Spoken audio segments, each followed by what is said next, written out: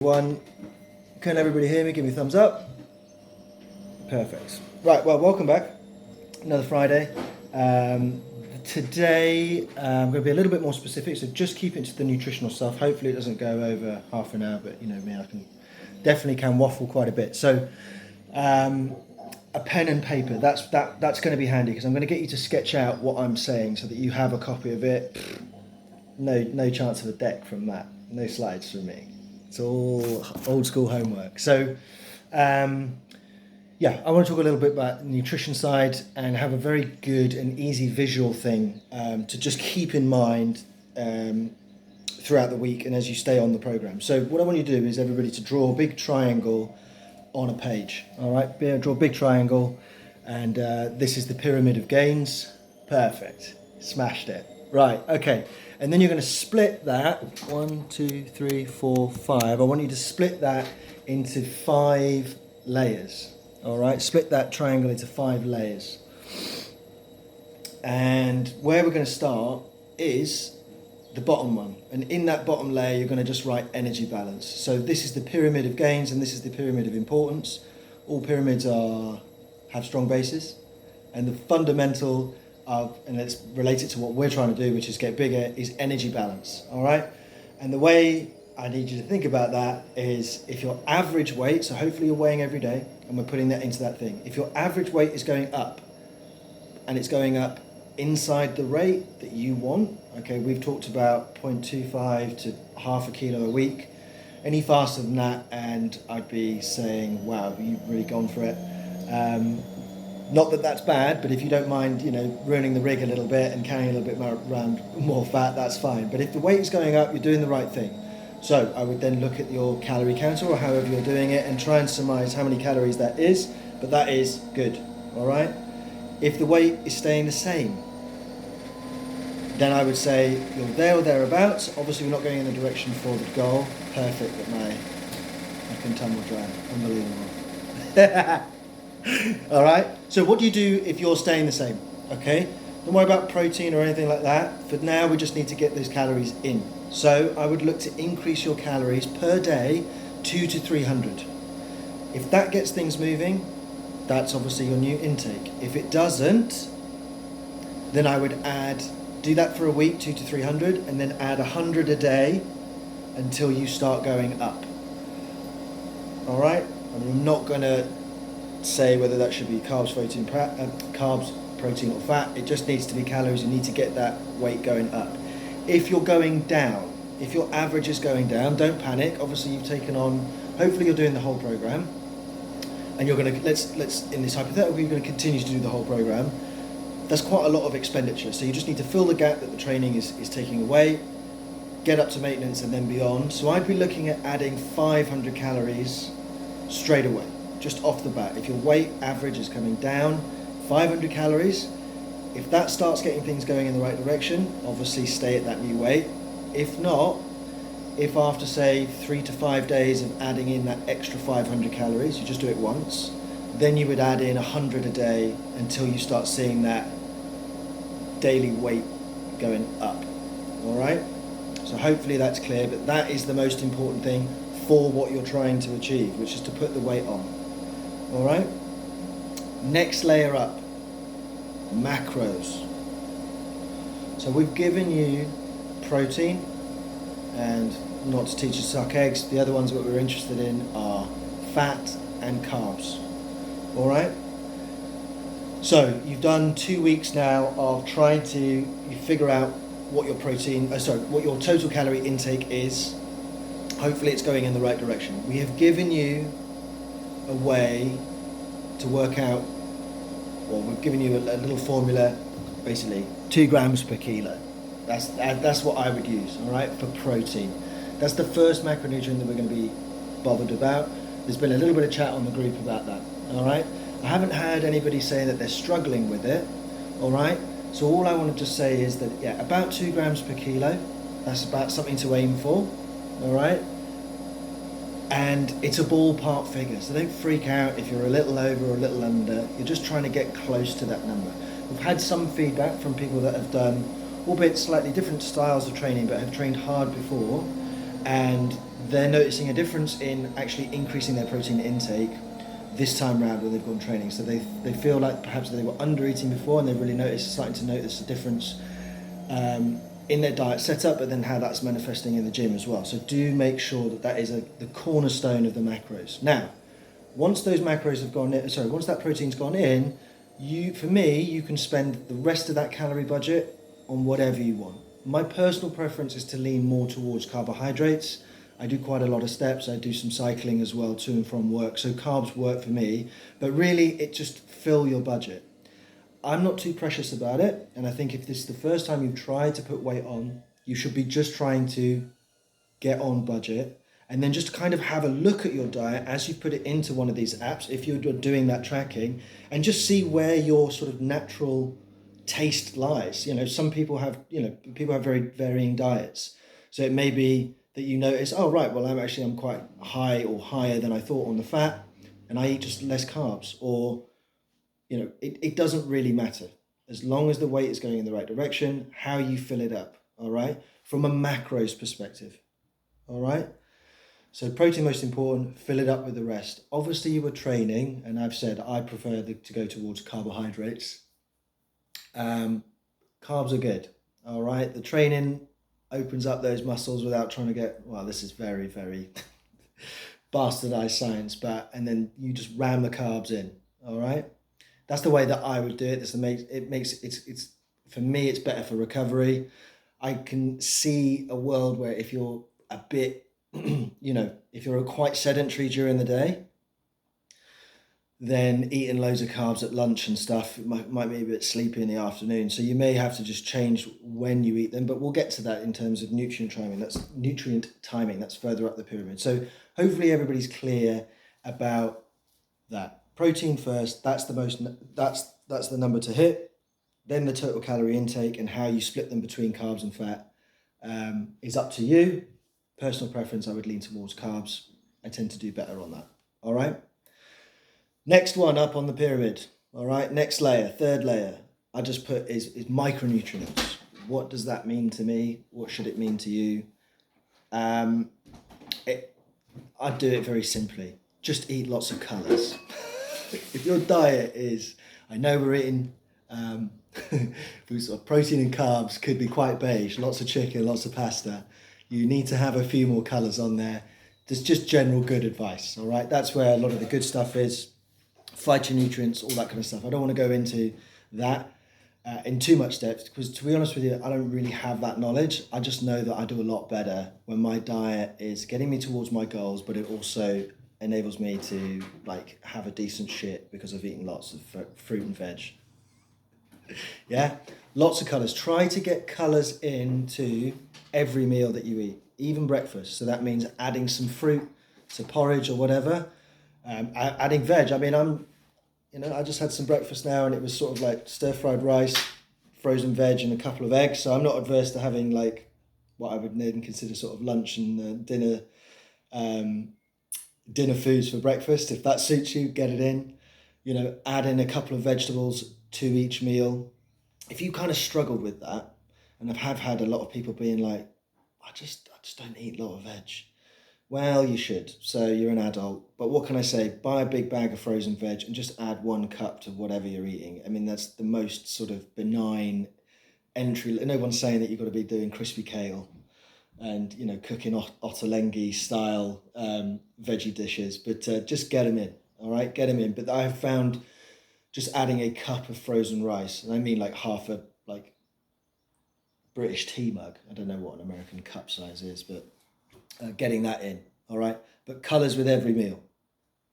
Do that, and then the rest of your Western diet will cover you for all of the sort of vitamins and nutrients that you need, all right? So that's a good rule of thumb. Now, next one up, number 4, nutrient timing. Now, I've been through periods where I have got very into this. I think when you have got the other 3 layers going, you can then, just by default, you will have had to start eating a certain way because you will have met constraints in your life. Like if you have to train really early in the morning, but you don't like training on a full stomach, obviously you're delaying breakfast. that is a constraint of how and when you have to train. When you take your lunch at work, if you take lunch at work, how you eat in the evening with your partner. I have found that mainly life dictates when you time these nutrients. All of us, myself included, are trying to eat in an excess of calories. So there should be more calories than you would normally eat. And that in itself can be in a constraint because you're just like, well, I was eating 3 meals a day, but now just like adding all these calories just made each meal kind of uncomfortable. Now I'm all for a little bit of discomfort when you're trying to work towards a goal, but it might just be easier to have a fourth meal, all right? Call it a snack. I mean, fuck it, call it whatever you want. But then all of a sudden you're going in for a 4-meal strategy. I'm not really sure, and that has a different timing approach. I think really in the nuts and bolts of nutrient timing, we're talking about when is it best to have your fats? When is it best to have your training? I think that most people in this group have not done this before. The main bits are in the other 3 stratas of this pyramid. And just to do it and to think about training and to think about your nutrition and pay attention to where you go naturally and then how you feel, how you perform, and then try and tweak it.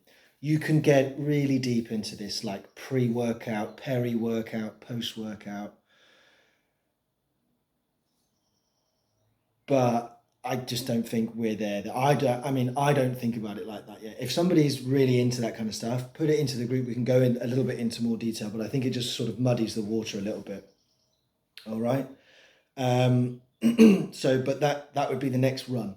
All right. When you start thinking about that, how to get the most out of your training, you probably need to do a full training block to be like, oh, right. Okay. Well, in week 8, let's say you stay on for next month, the volume comes down a little bit as you start to go up. So you might not need as many carbs and you might be like, okay, well, I'm not going to have as many carbs.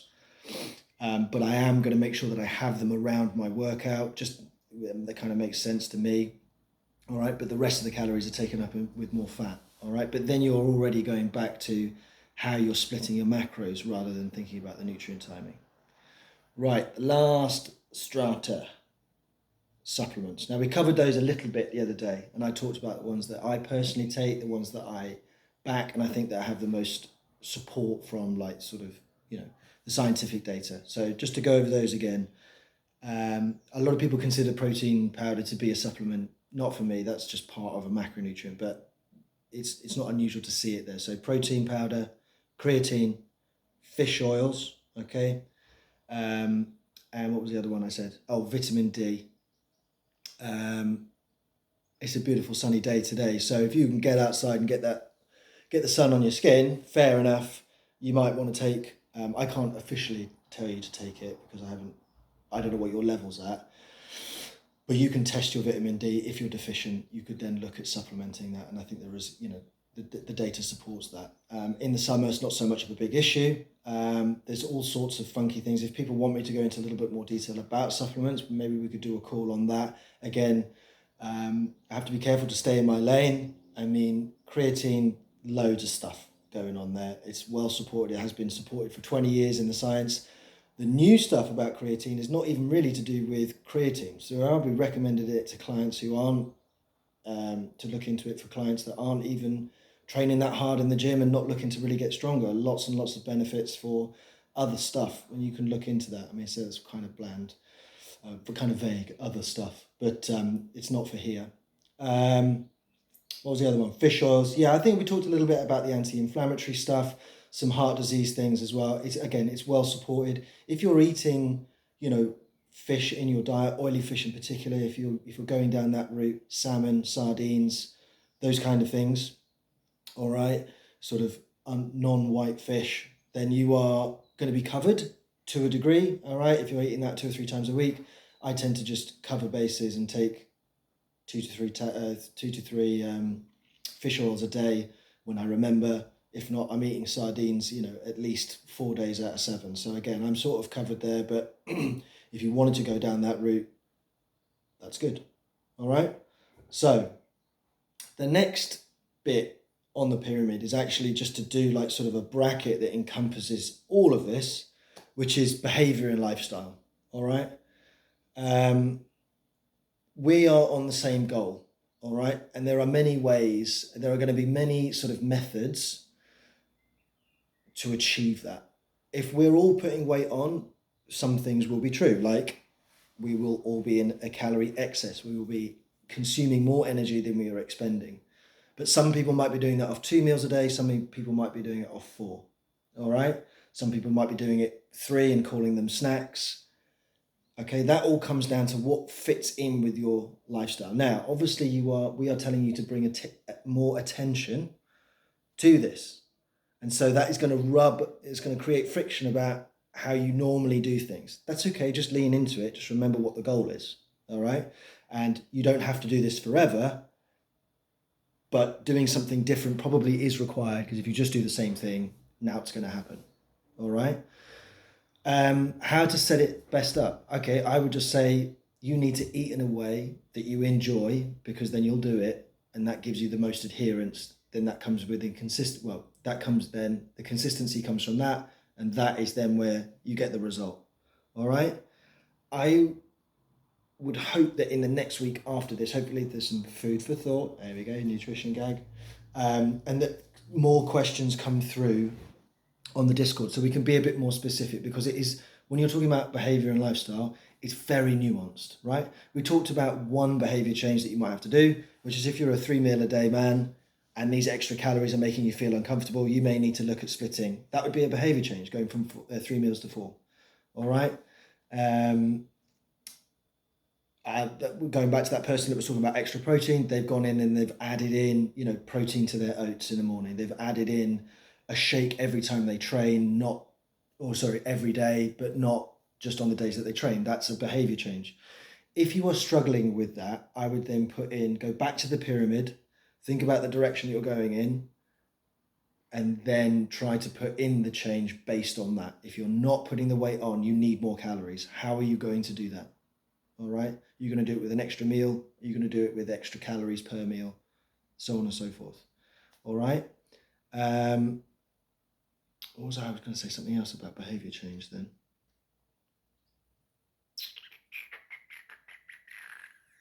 No, it's gone. Right. Well, that was 17 and a half minutes on the pyramid of gains. That is what you should be referring to.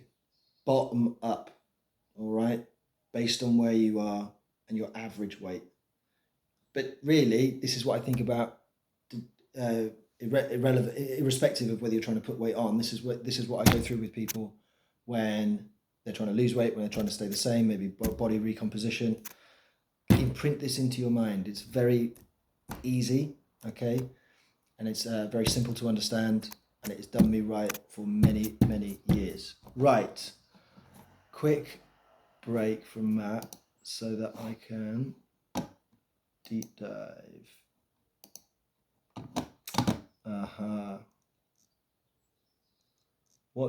I've added this question. Right, I think the only question I've got I can really remember, or that I've put into the deep dive, came from Ludo, which was alcohol. How much is too much? Right. Can you still see me? Did I come off the screen? Again, it's an absolute minefield. But I would just say that if you're asking that, you already know the fucking answer. I am all for not being, it's not that you don't have to, you have to give up the booze and stuff. And you can, if you have more time and this is like a new thing for you, you can sort of run a little experiment. How much booze is too much? If you commit to the training and commit to the diet, you will run into an amount of alcohol where you're like, I cannot do the training well and I cannot eat well. So that's the limit. All right. I would say, so that's not optimal, by the way. Obviously, drinking less is optimal. Not drinking at all is the most optimal for this particular task. From a training perspective, you will just train better. All right. And if you train better, progressive overload is better, you'll see better results. From a nutrition point of view, if a lack of alcohol, all right, will mean that you're hungover less, because that's ultimately what we're talking about, and you will make better decisions. Personally, when I'm hungover, I barely eat. All right. I know other people go the other way, and you can be like, well, I'm trying to put weight on and stuff. You just make shitty decisions when you're hungover. You make shitty decisions when you're pissed. All right. It's just, we know if you were just exercising, and I split those down, movement, exercise, and training. If you were just exercising, fucking fill your boots, because you're not trying to achieve anything. You're just trying to enjoy yourself. Right. And that may be part of it. But when you're training, obviously, um, it's not conducive. All right. I'm going to tell you, like, I drink all the time. I mean, I said I'm not an alcoholic. He says, stumbling over his words. But you know, I know pretty much. It's like, well, what can I say? I'll give you a number of pints. I don't know, any more than 3 pints of an evening, and I know that the next day is going to be affected. It's going to be, and it's going to start with my sleep. It's going to make my sleep shit. That means the recovery shit from the previous workout. And I think that's really where you get to. So there's a couple of things. There's an acute thing. Obviously, if you were drinking during the day and went to the gym, that's an acute phase of training when you're drunk. That is obviously, no one's going to do that. You could be training when you're hungover, all right? And you're just going to, in that session, you're just going to feel hanging, all right? But then there's a more long-term effect, which is if it's fucking up your sleep, then you are not... This training, trust me, when it gets into like week 8, and if you go for it again and people want to start lifting heavier and heavier, and you do the full 12 weeks, once you get into that third block, fuck me, I mean, like, it's hard. It's hard enough as it is. And you are always adapting or recovering and then adapting from the work that's already gone. All right? And that is pushing you into a sort of state of stress that hopefully that you're eating enough to then recover from. This is stress that you kind of just don't need. And you are accumulating fatigue, not just, you are recovering from the previous workout, but there is a level of fatigue that you are just gathering as you go across the weeks, 4, 6, 8, and so on and so forth. People may have heard of like deloads and stuff like that. When you've trained really hard, you back off for a little bit. So you need to be sort of recovering from session to session, and also just as best you can from the accumulated fatigue over the weeks. And being hungover is just not conducive for that. Or just being, like having alcohol in your system. So I think everybody should be aiming to try and, behavior and lifestyle. Drinking more sensibly in general. Drinking more sensibly around sessions. All right? So, you're going to be doing some big squats on Monday. Sort yourself out on Sunday, sort of thing. Don't be drinking into the evening, whatever they could, like, and no one's going to switch up, like, be like, right, I'm all holier than thou now. It's like, you just have to realize that what you're trying to do is achieve something with your training and nutrition. And yeah, that probably isn't, at some point, that is going to have to go, or it's going to have to be addressed. All right. And for some of us, that is going to be, you'll know, because you're just like, I'm not getting any better here. And I feel like everything else is in line. What's the thing? Right. So you don't have to do it today, but the training will either let you know, or like I said, if you're trying to game the system too much, just exercise. That's a waffle. That's an official waffle. I don't think I've got anything else, so I'm going to cap that at 23 minutes, unless the people on call have got any questions. Any questions? No? Perfect. Right. It is an absolute banger. I don't know whether anybody is in the group with Uzo, and does he know, do people know that Uzo had a baby? Are you going to be there? Are you going to meet him today? Oh, right. I'll see you there. Okay, fine. All right. Well, if people are going to go and meet Jasper, I don't know what the surname is. I can't know what Uzo's surname is, but anyway, I'll be there today. Another week's training. Guys, please use the Discord, right? It's been good so far, but don't quite. Obviously, we would expect it to be sort of a little bit high volume week 1. It's dropped off. Let's get it going again. Let me know about the training. I can't imagine that it's, like I said, it's going perfectly. Maybe it is. I don't know. Maybe I'm that good. But yeah, let's make next week's call a good one by getting some questions into the Discord. Namaste. Thank you very much. Happy Easter. See you after he is risen. Bye.